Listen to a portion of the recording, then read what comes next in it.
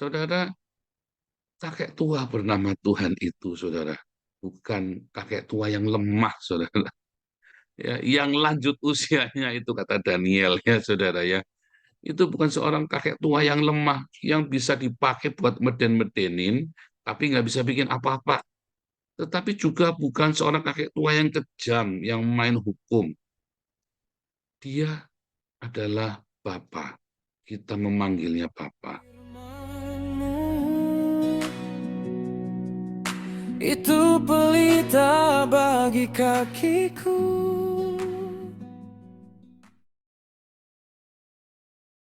Shalom Aleichem Baroata Adonai Eloheinu Melek Olam. Diberkatilah Engkau Tuhan Yesus Raja semesta alam. Selanjutnya kita akan memasuki renungan firman Tuhan.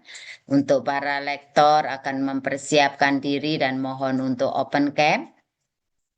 Yang pertama, lektor kita hari ini, Bu Sarina akan membacakan Yesaya pasal 6 ayat 1 sampai dengan 13. Kemudian lektor yang kedua, Bapak Murjiono akan membacakan Roma 8 ayat 1 sampai dengan 39. Kami persilahkan dimulai dari Bu Sarina. Yesaya 6 ayat 1 sampai dengan 13. Dalam tahun matinya Raja Uzia, aku melihat Tuhan duduk di atas tahta yang tinggi dan menjulang, dan ujung jubahnya memenuhi bait suci. Para serafim berdiri di sebelah atasnya, masing-masing mempunyai 6 sayap. 2 sayap dipakai untuk menutupi muka mereka, 2 sayap dipakai untuk menutupi kaki mereka, dan 2 sayap dipakai untuk melayang-layang. Dan mereka berseru seorang kepada seorang, katanya, Kudus, kudus, kuduslah Tuhan semesta alam. Seluruh bumi penuh kemuliaannya. Maka bergoyanglah alas ambang pintu, disebabkan suara orang yang berseru itu, dan rumah itu pun penuhlah dengan asap. Lalu kataku, celakalah aku binasa, sebab aku ini seorang yang najis bibir, dan aku tinggal di tengah-tengah bangsa yang najis bibir. Namun mataku telah melihat Sang Raja, yakni Tuhan semesta alam. Tetapi seorang daripada serafim itu terbang mendapatkan aku. Di tangannya ada bara yang diambilnya dengan sepit dari atas mezbah. Ia menyentuhkannya kepada mulutku serta berkata, lihat, ini telah menyentuh bibirmu, maka kesalahanmu telah dihapus dan dosamu telah diampuni. Lalu aku mendengar suara Tuhan berkata, siapakah yang akan kuutus, dan siapakah yang mau pergi untuk aku? Maka sahutku, ini aku, utuslah aku. Kemudian firman-Nya, pergilah dan katakanlah kepada bangsa ini, dengarlah sungguh-sungguh, tetapi mengerti jangan. Lihatlah sungguh-sungguh, tetapi menanggap jangan. Buatlah hati bangsa ini keras, dan buatlah telinganya berat mendengar, dan buatlah matanya melekat tertutup, supaya jangan mereka melihat dengan matanya, dan mendengar dengan telinganya, dan mengerti dengan hatinya, lalu berbalik dan menjadi sembuh. Kemudian aku bertanya, sampai berapa lama ya Tuhan? Lalu jawabnya, sampai kota-kota telah lengang sunyi sepi. Tidak ada lagi yang mendiami, dan di rumah-rumah tidak ada lagi manusia, dan tanah menjadi sunyi dan sepi. Tuhan akan menyingkirkan manusia jauh-jauh, sehingga hampir seluruh negeri menjadi kosong. Dan jika di situ masih tinggal 1/10 dari mereka, mereka harus sekali lagi ditimpa kebinasaan. Namun keadaannya akan seperti pohon beringin dan pohon jawi-jawi, yang tunggulnya tinggal berdiri pada waktu ditebang, dan dari tunggul itulah akan keluar tunas yang kudus. Demikian.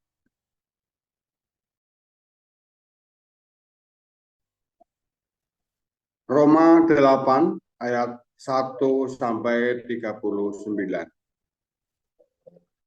Demikianlah sekarang tidak ada penghukuman bagi mereka yang ada di dalam Kristus Yesus. Roh yang memberi hidup telah memerdekakan kamu dalam Kristus dari hukum dosa dan hukum maut. Sebab apa yang tidak mungkin dilakukan hukum Taurat karena tak berdaya oleh daging telah dilakukan oleh Allah dengan jalan mengutus anaknya sendiri dalam daging yang serupa dengan daging yang dikuasai dosa. Karena dosa ia telah menjatuhkan hukuman atas dosa di dalam daging, supaya tuntutan hukum Taurat digenapi di dalam kita yang tidak hidup menurut daging tetapi menurut roh. Sebab mereka yang hidup menurut daging memikirkan hal-hal yang dari daging. Mereka yang hidup menurut roh memikirkan hal yang dari roh. Karena keinginan daging adalah maut, tetapi keinginan roh adalah hidup dan damai sejahtera. Sebab keinginan daging adalah perseteruan terhadap Allah, karena ia tidak takluk kepada hukum Allah. Hal ini memang tidak mungkin baginya. Mereka yang hidup dalam daging tidak mungkin berkenan kepada Allah.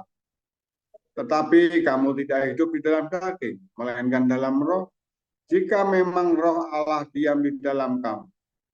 Tetapi jika orang tidak memiliki roh Kristus, ia bukan milik Kristus. Tetapi jika Kristus ada di dalam kamu, maka tubuh memang mati karena dosa, tetapi roh adalah kehidupan oleh karena kebenaran. Dan jika roh Dia yang telah membangkitkan Yesus dari antara orang mati diam di dalam kamu, maka Ia yang telah membangkitkan Kristus Yesus dari antara orang mati akan menghidupkan juga tubuhmu yang fana itu oleh rohnya yang diam di dalam kamu. Jadi saudara-saudara, kita adalah orang berhutang, tetapi bukan kepada daging, supaya hidup menurut daging. Sebab jika kamu hidup menurut daging, kamu akan mati. Tapi jika oleh roh kamu mematikan perbuatan-perbuatan tubuhmu, kamu akan hidup. Semua orang yang dipimpin roh Allah adalah anak Allah. Sebab kamu tidak menerima roh perbudakan yang membuat kamu menjadi takut lagi. Tetapi kamu telah menerima roh yang menjadikan kamu anak Allah. Oleh roh itu kita berseru, ya Aba, ya Bapa. Roh itu bersaksi bersama-sama dengan roh kita bahwa kita adalah anak-anak Allah. Dan jika kita adalah anak-anak, maka kita juga adalah ahli waris. Maksudnya orang-orang yang berhak menerima janji-janji Allah, yang akan menerimanya bersama-sama dengan Kristus, yaitu jika kita menderita bersama-sama dengan Dia, supaya kita juga dipermuliakan bersama-sama dengan Dia. Sebab aku yakin bahwa penderitaan zaman sekarang ini tidak dapat dibandingkan dengan kemuliaan yang akan dinyatakan kepada kita. Sebab dengan sangat rindu seluruh makhluk menantikan saat anak-anak Allah dinyatakan. Karena seluruh makhluk telah ditaklukkan kepada kesia-siaan, bukan oleh kehendaknya sendiri, tetapi oleh kehendak Dia yang telah menaklukkannya. Tetapi dalam pengharapan, karena makhluk itu sendiri juga akan dimerdekakan dari perbudakan kebinasaan dan masuk ke dalam kemerdekaan kemuliaan anak-anak Allah. Sebab kita tahu bahwa sampai sekarang segala makhluk sama-sama mengeluh dan sama-sama merasa sakit bersalin. Dan bukan hanya mereka saja, tetapi kita yang telah menerima karunia sulung roh, kita juga mengeluh dalam hati kita sambil menantikan pengangkatan sebagai anak, yaitu pembebasan tubuh kita. Sebab kita diselamatkan dalam pengharapan, tetapi pengharapan yang dilihat bukan pengharapan lagi, Sebab bagaimana orang masih mengharapkan apa yang dilihatnya. Tetapi jika kita mengharapkan apa yang tidak kita lihat, kita menantikannya dengan tekun. Demikian juga Roh membantu kita dalam kelemahan kita. Sebab kita tidak tahu bagaimana sebenarnya harus berdoa. Tetapi Roh sendiri berdoa untuk kita kepada Allah dengan keluhan-keluhan yang tidak terucapkan. Dan Allah yang menyelidiki hati nurani mengetahui maksud Roh itu, yaitu bahwa Ia sesuai dengan kehendak Allah berdoa untuk orang-orang kudus. Kita tahu sekarang bahwa Allah terus bekerja dalam segala sesuatu untuk mendatangkan kebaikan bagi mereka yang mengasihi Dia, yaitu bagi mereka yang terpanggil sesuai dengan rencana Allah. Sebab semua orang yang dipilihnya dari semula, mereka juga ditentukannya dari semula untuk menjadi serupa dengan gambaran anaknya, supaya ia, anaknya itu, menjadi yang sulung di antara banyak saudara. Dan karena yang ditentukannya dari semula, mereka itu juga dipanggilnya. Dan mereka yang dipanggilnya, mereka itu juga dibenarkannya. Dan mereka yang dibenarkannya, mereka itu juga dimuliakannya. Sebab itu, apakah yang akan kita katakan tentang semuanya itu? Jika Allah di pihak kita, siapakah yang akan melawan kita? Ia yang tidak menyayangkan anaknya sendiri, tetapi yang menyerahkannya bagi kita semua. Bagaimanakah mungkin ia tidak mengaruniakan segala sesuatu kepada kita bersama-sama dengan Dia? Siapakah yang akan menggugat orang-orang pilihan Allah? Allah yang membenarkan mereka? Siapakah yang akan menghukum mereka? Kristus Yesus yang telah mati, bahkan lebih lagi yang telah bangkit, yaitu yang juga duduk di sebelah kanan Allah, yang malah menjadi pembela bagi kita. Siapakah yang akan memisahkan kita dari kasih Kristus? Penindasan atau kesesakan, atau penganiayaan, atau kelaparan, atau ketelanjangan, atau bahaya, atau pedang, seperti ada tertulis, oleh karena engkau kami ada dalam bahaya maut sepanjang hari. Kami telah dianggap sebagai domba-domba sembelihan. Tetapi dalam semuanya itu, kita lebih daripada orang-orang yang menang, oleh Dia yang telah mengasihi kita. Sebab aku yakin bahwa baik maut maupun hidup, baik malaikat-malaikat maupun pemerintah-pemerintah, baik yang ada sekarang maupun yang akan datang, atau kuasa-kuasa, baik yang di atas maupun yang di bawah, ataupun sesuatu makhluk lain, tidak akan dapat memisahkan kita dari kasih Allah yang ada dalam Kristus Yesus, Tuhan kita. Demikian bacaan firman Tuhan. Terima kasih. Terima kasih untuk lektor kita hari ini, Bu Sarina dan Bapak Mursiono yang sudah membacakan firman Tuhan hari ini. Kiranya Tuhan Yesus memberkati. Bapak Ibu Saudara, kita akan mendengarkan firman Tuhan yang akan disampaikan oleh Bapak Gembala kita, Pastor Dr. Joseph Paul Jiang dengan judul Kakek Tua Bernama Tuhan. Kami persilahkan kepada Pastor. Haleluya, firman Tuhan selalu baru setiap hari ketika kita menanti-nantikan Tuhan dengan penuh cinta dan penuh pengharapan. Buktinya kamu penuh pengharapan adalah kamu terus berbuat baik, menyenangkan hati Tuhan kita, saudara. Dengan apa?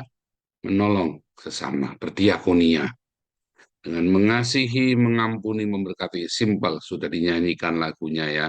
Mengasihi, mengampuni, memberkati, dan bukti kamu menanti-nantikan Tuhan adalah kamu selalu bersahaja dalam hidup setiap hari dan berdoa di dalam kekudusan. Saudara, ketika kamu kehilangan kekudusan, ya, maka kamu sebenarnya sedang berhenti menantikan Tuhan. Kenapa? Karena kamu sedang memuaskan hawa nafsu. Kamu sedang, ah, ngapain kita nungguin Tuhan? Ya, enakan dengan hawa nafsu kita, nikmat, leker. Ya, saudara ya, hawa nafsu itu nikmat. Ya, sehingga ketika kamu menikmat dengan hawa nafsumu, kamu tidak bisa lagi menikmati penantian akan Tuhan. Ya kan? Nah, orang-orang yang lagi miskin, nggak punya uang, enak saudara, hawa nafsunya dilampiaskan dengan ngomel-ngomel. Lu nggak punya, iya kamu nggak punya duit dengan cara ngomel-ngomel. Ada anjing di sebelahmu, kamu tendang, saudara. Nggak tahu anjing itu salah apa, kamu tendang aja pokoknya kan. Pokoknya butuh pelampiasan. Bagus kalau cuman anjing. Istrimu kamu tendang, saudara. Gara-gara nggak punya duit. Iya kan? Aduh kasihan sekali. Atau istri sih yang nggak punya duit, suami ya saudara ya kamu tendang, saudara ya. Aduh zaman sekarang mah istri-istri udah beda zaman-zaman kemarin. Kalau cuman sekarang istri galak-galak ya, saudara. Kalau nggak percaya, kamu tanya aja tuh sama ini ya, sama istrimu lebih galak. Gitu. Kalau nggak punya duit, kamu jangan macem-macem ya, Pak Mursi ya. Tendang, saudara. Zaman sekarang udah pinter-pinter, ya kan? Dan laki-laki kalau nggak punya duit, ya, saudara ya. Kamu jangan cari perkara di rumah. Itu melampiaskan hawa nafsu, saudara. Iya, tapi kan saya lagi nggak punya duit. Iya, itu namanya melampiaskan hawa nafsu. Kalau kamu lagi nggak punya uang, kamu bilang, Thank you, Jesus. Jesus. Jesus. Thank you, Jesus. Apa kuwi artinya, Pak?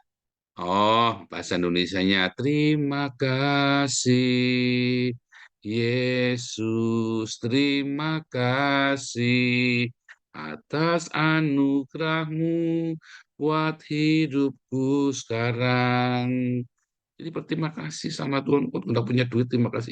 Iya, bagus. Kamu udah di rumah sakit sekarang, saudara. Lagi nggak punya duit, masuk rumah sakit. Lah ini saya lagi di rumah sakit. Nah, terima kasih. Tetap terima kasih Yesus.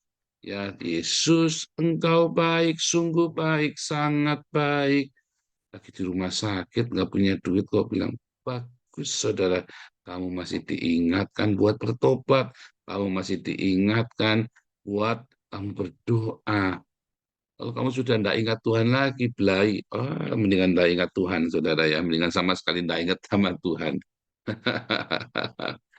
Mendingan nggak ingat sama sekali. Kalau ingat malah keder, saudara ya. Mau maling tidak jadi. Mau maling ingat Tuhan, saudara. Tidak jadi maling. Padahal sasaran empuk di depan mata itu. Ya kan, mau korup, wah, di depan mata ini pas 1 miliar, Pak. Aduh, ingat Tuhan Yesus, tidak jadi maling. Mendingan jangan ingat Tuhan. Di depan mata sudah itu putih-putih molek montok semlohai saudara tinggal disantap. Ingat Tuhan Yesus tidak jadi rugi amat Pak. Itu di depan barang bagus semlohai tinggal disantap. Saudara ya. Ingat Tuhan Yesus kok malah nyesel. Bagus masih ingat Tuhan Yesus ya. Tapi ingat Tuhan Yesus. Iya saya ingat Pak Tuhan Maha Pengampun. Saya santap dulu Pak kamu minta ampun. Udah ngajar kamu saudara. Kamu pikir Tuhan ngampuni? Enggak, jangan ngomong Tuhan ngampuni. Enggak, saudara. Lawang kamu sengaja kok, kamu kurang ajar kok. Iya kan? Kalau kamu lakukan dalam dosamu dalam kesengajaan dan kamu tahu, ya, iya kamu kan tahu resikonya. Siapa berbuat, dia harus menanggung, saudara. Ya, ketidakkudusan yang kamu berani langgar, ya, ketidakkudusan itu kamu ambil itu barang najis itu masuk dalam hidupmu, entah itu percabulan, perzinahan, korupsi, ya, entah itu adalah sebuah iri dengki, ya kan? Lo iri dengki juga kenajisan, saudara ya. Entah itu kamu mencoba-coba dengan ramalan-ramalan, ya kan? Hati-hati, saudara. Itu adalah ketidakkudusan dan itu sama dengan perzinahan. Foya-foya, pesta pora, saudara ya. Itu ketidakkudusan. Jadi kalau ada hamba-hamba Tuhan berfoya-foya pesta pora, dia sebenarnya sedang mengajari jemaatnya untuk masuk di dalam perjinahan, di dalam penyembahan berhala. Ya, saudara ya. Jadi ketika hamba-hamba Tuhan tidak hidup sederhana, tapi kan uang dia sendiri, sekalipun uang dia sendiri, seorang hamba Tuhan harus belajar hidup sederhana, memberi teladan kepada jemaatnya, saudara. Tidak bisa main-main. Kalau kamu tidak siap untuk hidup sederhana, sebaiknya jangan jadi pendeta. Sebab kamu akan mencelakakan jemaatmu, saudara ya. Lah, Yesus sendiri sudah bilang, jualah hartamu, ikutlah aku. Syarat untuk ikut Yesus, kamu harus tinggalkan semuanya. Jadi kalau kamu belum jual hartamu, semuanya, kamu jangan pernah ngomong, aku ini jadi pendeta, jadi pastor, mau jadi hamba Tuhan. Bullshit, saudara. Percaya saya, saudara. Kalau kamu tidak mengerti hal ini, aduh belai, saudara. Kamu akan ditipu oleh agama, ditipu oleh pendeta. Beneran, saudara, saya ngomong ini ya, saya ngomong wanti-wanti, saudara ya.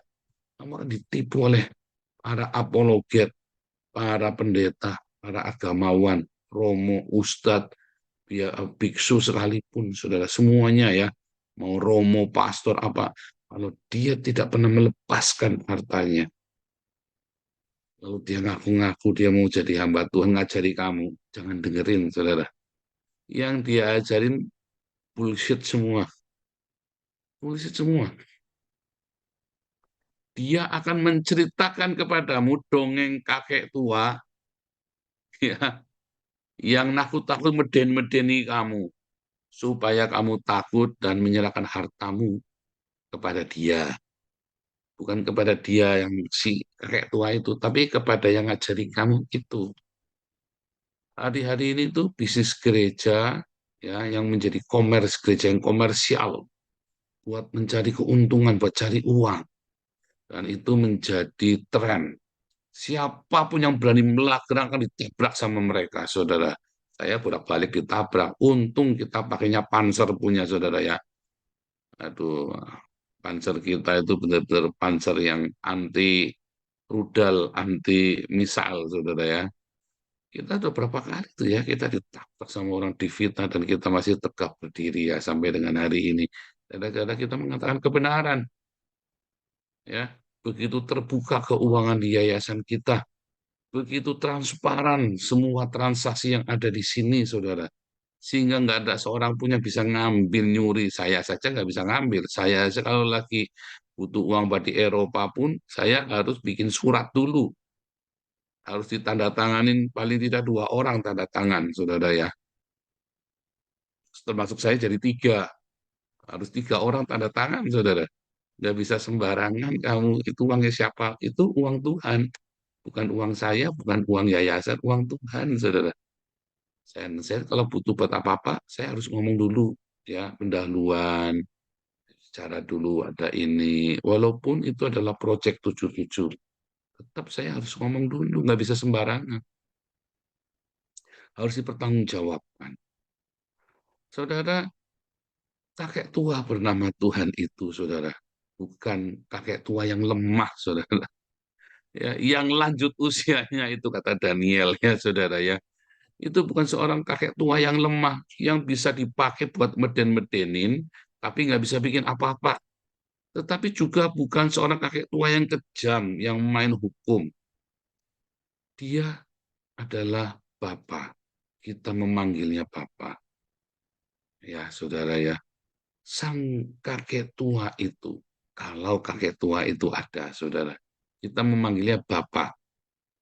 Dan Bapa, sang ayah itu, yang selalu mengajari kita kebenaran. Karena tidak ada bapa di dunia ini yang tidak mendidik anaknya. Kalau ada bapa yang tidak mendidik anaknya, itu namanya bukan bapa, saudara. Itu tukang setoran sperma. Iya kan? Donor sperma namanya. Ada seorang ayah yang tidak mendidik anaknya. Ya, dia cuman setoran sperma kepada perempuan, lalu terserah mau jadi mau enggak. Ya, Kalau tadi saya cuma mau bikin enak, bukan mau bikin anak. Ya. Tapi kalau seorang bapak, dia habis setoran sperma, dia harus tunggu. Itu jadi apa enggak? Kalau jadi sampai keluar anaknya, maka saya harus menduplikasi diri saya kepada anak itu. Setidaknya segala yang baik tak turunkan, yang jelek tak kasih tahu juga bahwa itu salah. Masalahnya banyak bapak tidak peduli karena ditumbuh sendiri. Nah, enggak, saudara. Oh, banyak ayah-ayah yang keliru kan nanti tumbuh sendiri. Akhirnya ayah dan ibu biang nanti tumbuh sendiri. Tiba-tiba anak ini jadi rampok. Tiba-tiba anak ini jadi bandar narkoba. Kamu bilang, Tuhan, tolong kembalikan anakku kepada kebenaran. Loh, kapan benernya anak itu, saudara? Loh, kamu aja enggak pernah ngajari kok. Kapan benernya? Kamu bilang kembalikan. Kapan? Kalau kembalikan dia dulu pernah benar, lalu pergi, lalu balik lagi kan? Maksudnya begitu. Nah, anak ini belum pernah benar, belum pernah kamu ajari apa itu kebenaran. Dari lahir, kamu tidak peduli anak ini mau jadi benar, mau jadi enggak, ya kan? Ya biarkan saja. Nanti waktu pengalaman hidup, kemudian dia jauh dari Tuhan. Kawin sama orang Islam, mampuslah kau. Lalu kamu berdoa, merengek. Saya bilang, nggak bisa. Kamu harus doa puasa. Buat anakmu, nggak bisa doanya saya. Doa kamu sayang nggak dengan anakmu. Cinta, Pak. Kamu doa puasa sih. Kalau puasa emak, Pak, ya udah biar aja masuk neraka anakmu. Nggak usah didoain. Apain? Lo kamu aja mau doa puasa sakit emak segala. Lalu kamu nyuruh sama pendeta doa. Licik sekali hatimu, saudara. Licik sekali. Kamu didik dari anak itu lahir, saudara. Bahkan dari waktu kandungan. Ya, anak saya mah dua-dua masuk dari kandungan. Selalu anak itu setel pakai headphone, ya, musik taruh di perutnya. Mau tidur selalu dengerin lagu klasik, lagu rohani, saudara. Lagu klasik, lagu rohani, lagu klasik, lagu rohani. Dari kandungan sudah ajarin saudara dua anak ini. Supaya waktu lahir nggak brutal, saudara. Waktu lahir nggak brutal, dia tenang. Nah, kalem.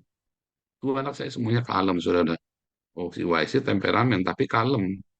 Miracle juga temperamen kayak saya, tapi kalem, saudara ya. Kalem dulu. Ya, baru nanti sampai satu titik dia nggak sanggup, baru keluar tempernya. Tapi kalem dulu. Kenapa bawaan kalem? Karena dari kecil, dari kandungan sudah setelin musik yang baik-baik. Ya, dari kecil, dari kandungan sudah dibenerin. Tiap hari dibisikin, dibaca firman Tuhan. Ya, waktu bayi dinyanyiin lagu Nina Bobonya bukan lagu Balonku Ada Lima. Wah, bikin bikin penyesalan, saudara. Kamu ajari anakmu lagu Balonku Ada Lima. Anak saya mah nggak tak ajarin lagu Balonku Ada Lima. Nyesel itu, ya kan? Balonku ada lima, meletus satu, tiga lembat, depun, saudara. Gila. Iya kan? Jangan ngajari anak. Terus ngajari anak lagunya Nina Bobo, saudara ya. Hah? Pakai ajem kalau nggak Bobo diseruduk kebo, saudara. Nina Bobo kalau tidak Bobo diseruduk kebo. Saya baru ajarin setelah dia besar, baru tak ajarin. Terus dia nengok. Oh, diseruduk kebo, Pak. Saya bilang, iya, kebonya di mana? Tanda tak carikan kebo kamu. Kalau tidur. Canda, saudara ya. Ngerti, anak saya dari kecil sudah ngerti, tak ajarin, saudara ya. Ini kalau lagi jatuh, gatel.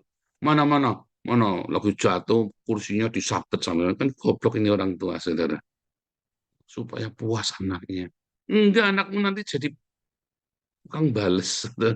Anakmu nanti jadi nggak normal nanti. Segala-gala salah dia yang kesandung, nyalain orang, nyalain kursi, nyalain tai kambing, nyalain tai ayam, nyalain orang yang tidak ada di sini, kamu salah. So, iya nih gara-gara aku pikiran kamu nih aku jadi kejatuh. Kamu yang meleng sendiri. Semua itu kamu ajarin, seorang ayah ajarin. Makanya ikuti kelas apostolik, saudara ya. Apa nih ya, akhir Juli mulai ya. Agustus ya mulai ya. Kelas apostolik ya, Agustus kita mulai ya, pertengahan Agustus ya, pas sudah masuk semua. Karena semua lagi kita liburkan ya, sampai pertengahan Agustus. Ikutin kelas apostolik, saudara. Kamu diajarin bagaimana kamu mendidik anakmu, saudara. Nggak main-main ya. Tapi semua nanti ada bukunya ya, saya tulis semuanya ya. Ini jadinya bukunya jadi banyak, nggak jadi 8 ini. Tapi yang sudah ready punya 8 ya, lagi saya edit ya. Sudah jadi satu, roh, jiwa, dan tubuh. Kamu harus punya itu bukunya, saudara. Ya, buat buku pegangan sehari-hari ya, saudara ya. Dibolak-balik, dicoret-coret, ya nggak ngerti, tanyakan saat hari Minggu ya, saudara ya. Saudara, seorang bapak ya adalah seorang yang mendidik anaknya. Kalau kamu tidak mendidik anaknya, kamu bukan bapak. Demikian juga dengan bapak kita di sorga. Dia selalu mendidik anaknya, karena kita bukan anak-anak gampang, saudara. Kita diajari. Ya, makanya seorang ayah, ya dia akan latih kita, saudara. Di training, jatuh, bangun, dia temenin. Tetapi kita menyebutnya bapak, berarti kita ini anak. Kalau kita ini anak, berarti kita ada penundukan diri. Kita tahu kita mau jadi anak. Kita punya konsekuensi menjadi anak. Tapi kalau kamu mau jadi anak, tapi maunya enaknya sendiri, kamu bukan anak, saudara. Kamu orang lain.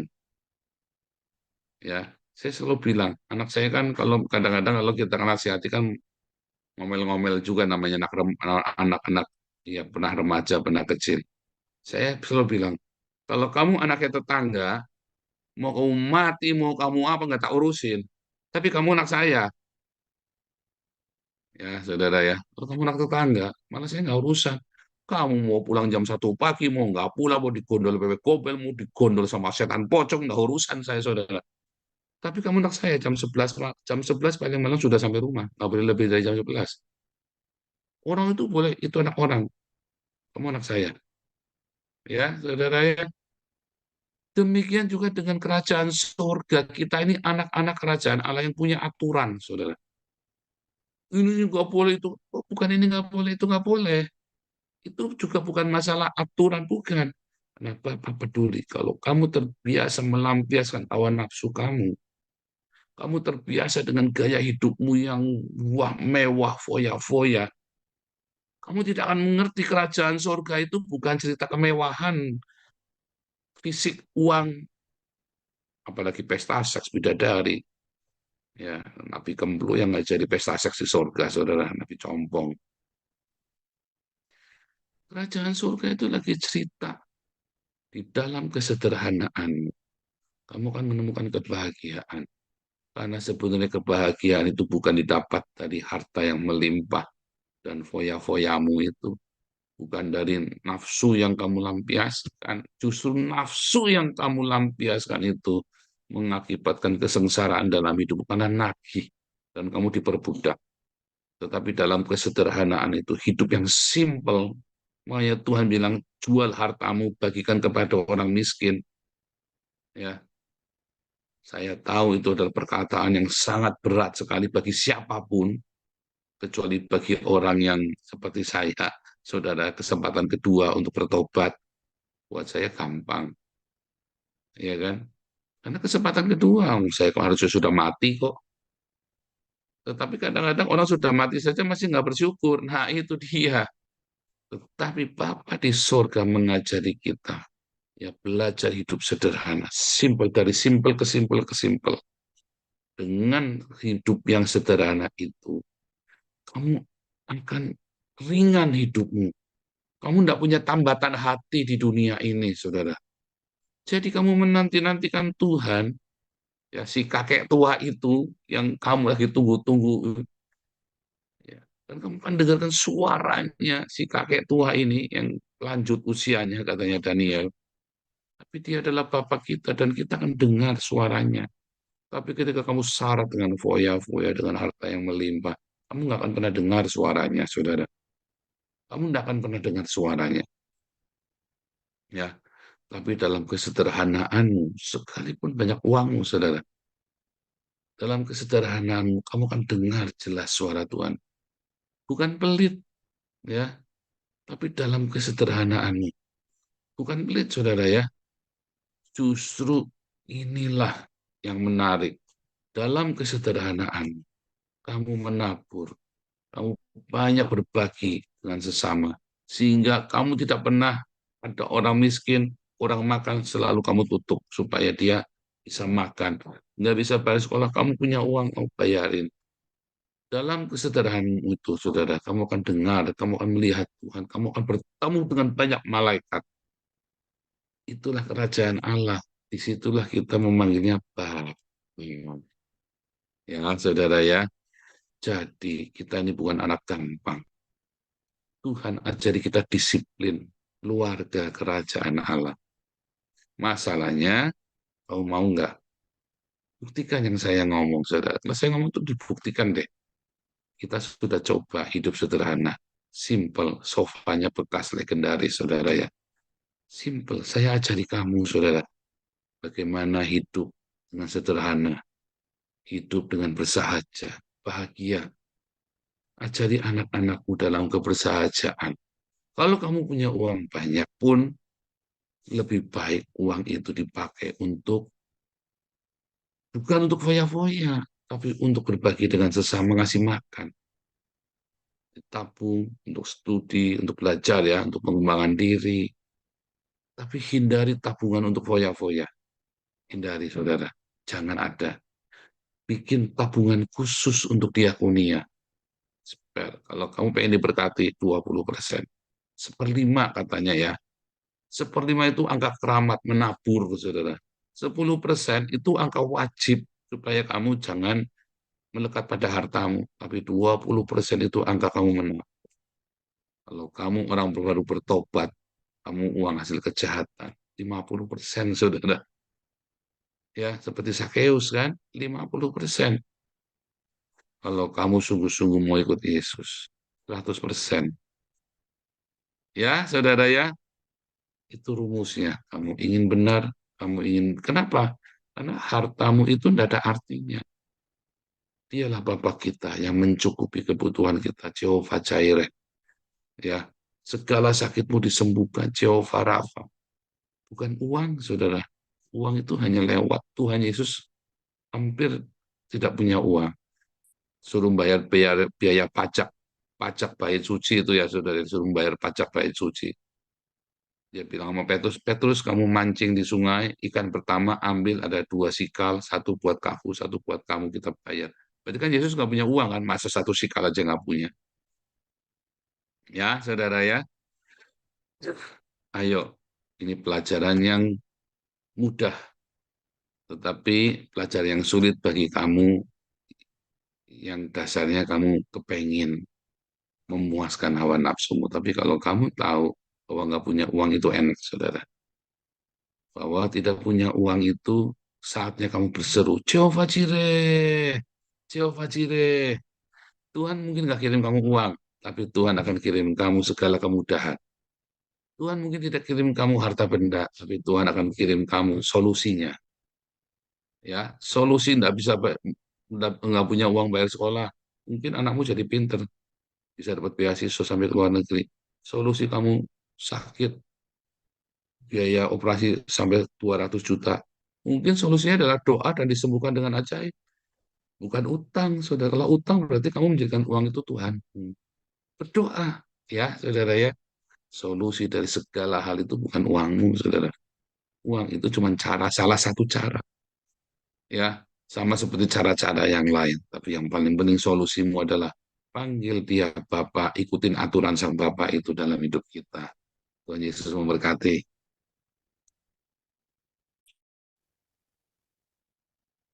Kita akan terima berkat Tuhan yang akan dibawakan oleh hambanya, tapi sebelumnya kita akan baca recite terlebih dahulu.